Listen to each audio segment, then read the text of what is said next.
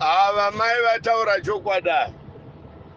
Mai vaudza Mutsangwa mina amire. Mutsangwa anongove mabhurugwa hapana zviripo pai. Akarohwa nepitikoti kumoyo kudzara. Anonzi Mutsangwa uya. Sometimes education inotena vanhu kuti vave foolish.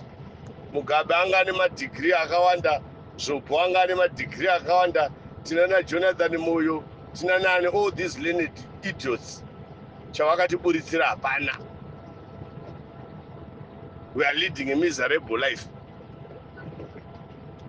Kana ari Mutsangwa kana ndiri seni akangotaura kushama muromo ndotosumuka ndoita kunorutsa. Because anongotaura matusi. Kana ari Chris Mutsangwa anotaura matusi. Njere chaidzo musoro mehamuna. Akangowana opportunity. Even if ukatora munhu kumuita ambassador zvino, ndine ndichita basa rei. Ndinondotanga kudzidzira kuverenga mabhuku ipapo ndikatonyora madhigiri ndikaita 10. But education neintelligence hadzimezhewe newhat we have academically. Dzinomezhewa nezvaunofunga nezvaunoita. I once told a certain white man kuti kungwara kwemunhu kunoonekwa pasilipi yezvaanotenga. You might be educated uri drunkard saZvobo. Koita mumwe munhu asina kutodzidza anovaka misha yake nekutanga mabhizinesi.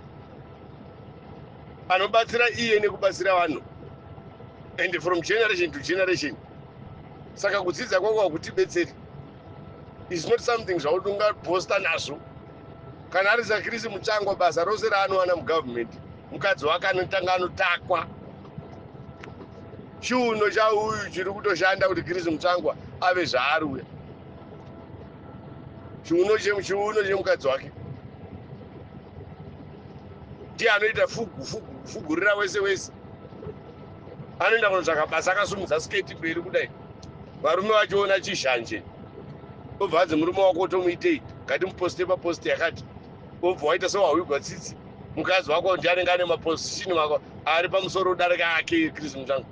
Kubva zvaakabvibva upaambassador. Ane basa ripi raakambopostwa muZanu-PF raakanga ari pamusoro pere mukadzi wake. Ndiripi? Mukadzi wake ndiye anenge ane position iri pamusoro pake Chris Mutsangwa. Ndiye anoenda kumameeting nana president. Iye achingodovaira achiteera Chris Mutsangwa nemusoro unenge domboya. Hapana baba paya. Hapana baba paya. Because shoko rinoti unouraya nemunondo unofana munondo.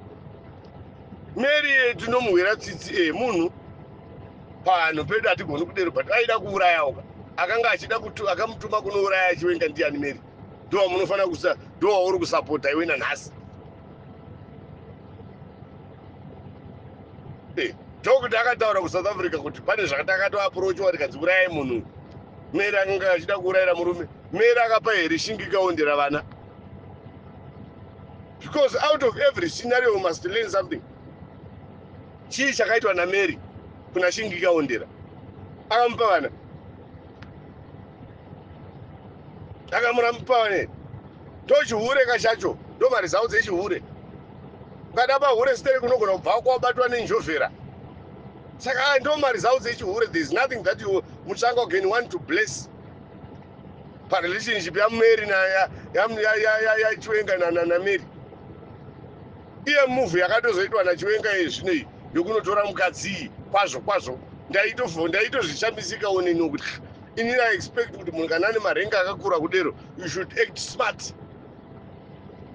Muarmy muya mune vakadzi chava tinototyawo nesu tichitovada. Kunana Air Force kuya vanenge variko vakadzi variko. Dambudziko ravo nderekuti vanongofamba vakapfeka mauniform. Nechimutemo chenyu chekuti kwai munhu ari muuniform hanyengwi chakapusa ichi. Masingle mother ari kuarmy kune kuAir Force tumdzai maoko. Tichitomadawo. Isine mashoko anotapira kedzvetsa isu.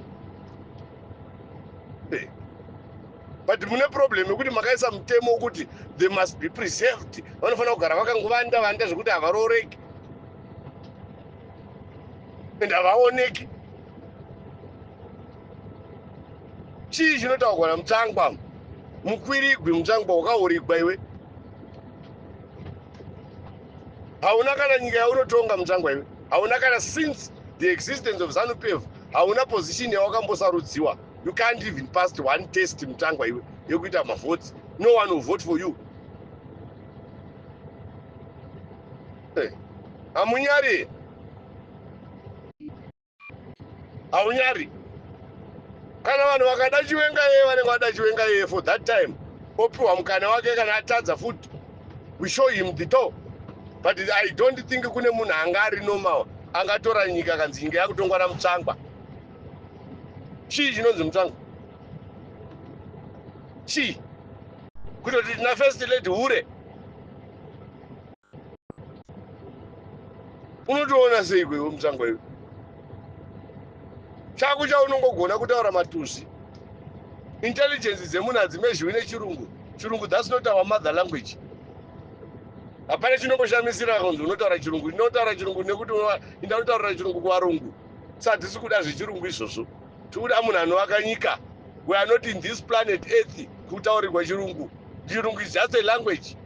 Hausi wakanyora mavhoko acho nesu tomagonawo mavhoko futi. Hauna vhoko raunondiudza ura tisingagoni. Tomagonawo mavhoko futi straight. If you phone us question Montswapo, libha ngaulanda mazipele chomuninga pasipota nechikale ndikunhaule zvafezame. Mavhoko atichitaura nechirudzi chedu. Kurumate njiva zempoda voda. Otingwa mpetisa saba sebunyonyo kazenza nematole ebudulu. Mavhoko echivanhu chedu, emalanguage echivanhu chedu. Tinogona uri data windu unonopoza nelanguage yevamwe varume yako muZimbabwe muchiuraya. This is the reason why ukaenda kuAmerica unongoita kunge benzi. You find yourself very much happy. Uri kuAmerica nekunotamba nemukadzi akapfumvura kunge mbwa. Uri shit iwe mutsvangwa iwe.